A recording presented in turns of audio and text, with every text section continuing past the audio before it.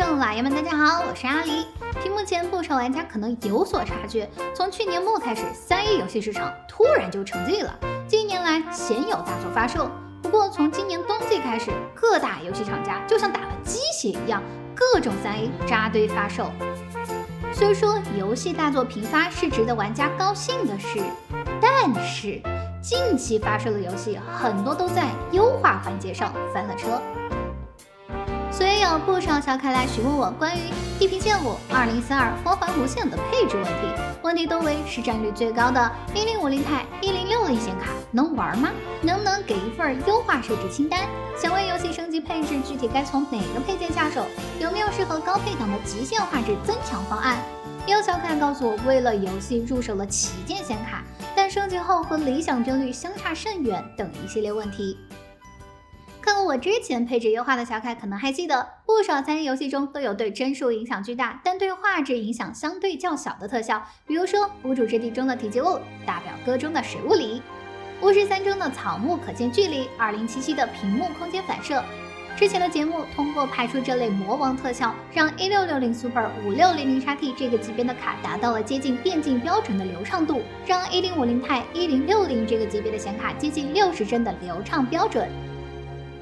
这次测试的显卡为市面上占有率较高的主流卡以及虚空卡，它们分别为1050 Ti、1060、1660 Super、2060、3060、3060 Ti、3070 Ti、3090。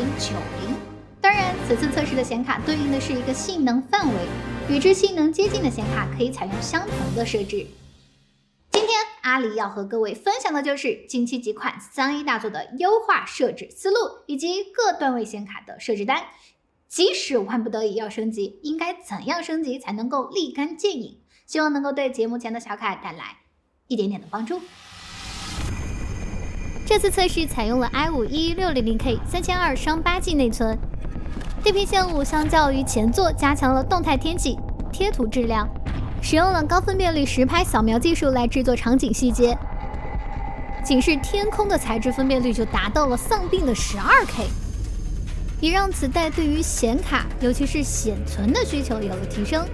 1080p 8倍 MSAA 全特效下会吃掉约 6.7G 显存， 2K 下会占用约 8.5G 显存，其中分辨率、材质、MSAA 效果会占用大量显存。建议 6G 显存以下的卡不要在 1080p 下开8倍 MSAA， 4G 以下只能开 FXAA， 同时还需降低1到2档材质才不会爆显存。至于对帧数影响较高的特效，着色器当属于本作大魔王，极端和低会有近 50% 的帧数差距，开低会损失10倍的 3S 效果。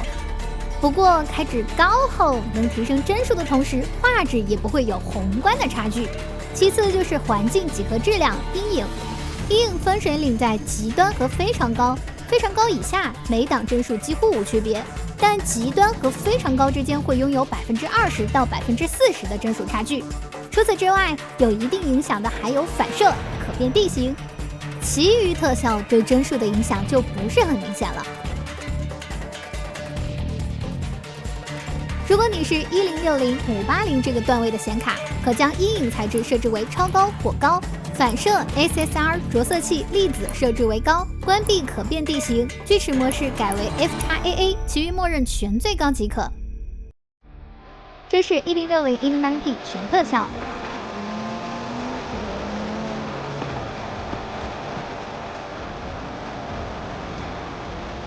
这是优化设置后。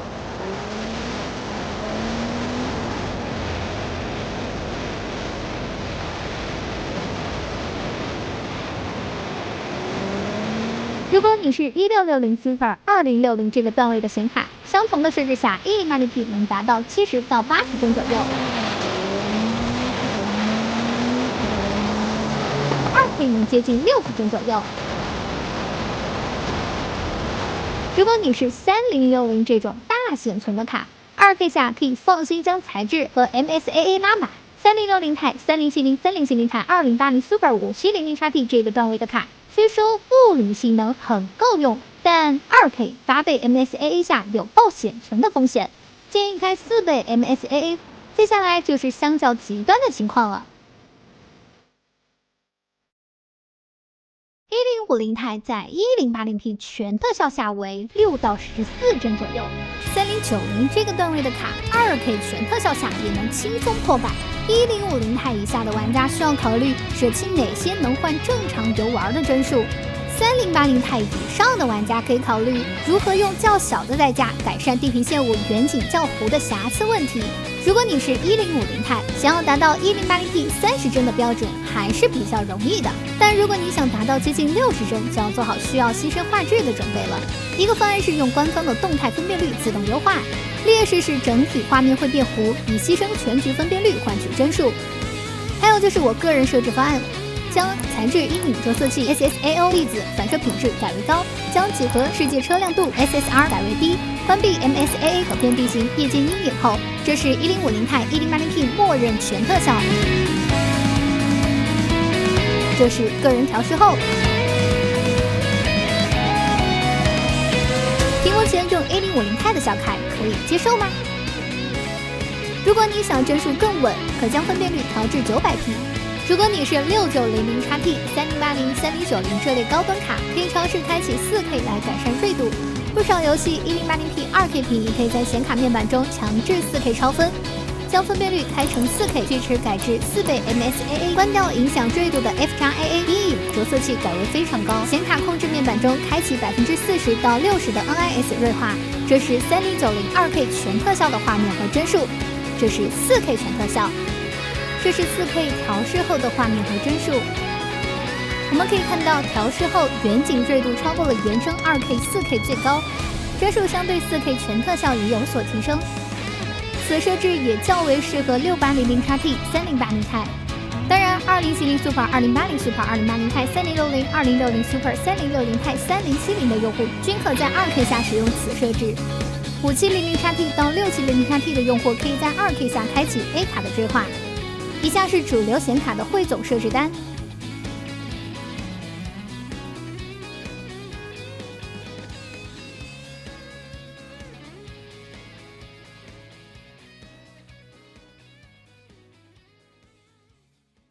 除了极限竞速、地平线5之外，呼声最高的当属《战地风云2042》了。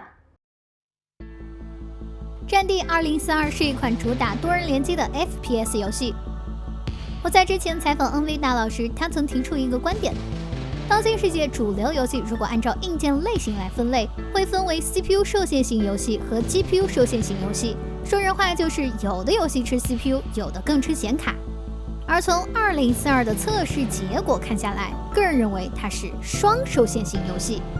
即使你是拥有 Zen 3 3090档位显卡的高配档，也可能偶尔会遇到类似于这样的卡法。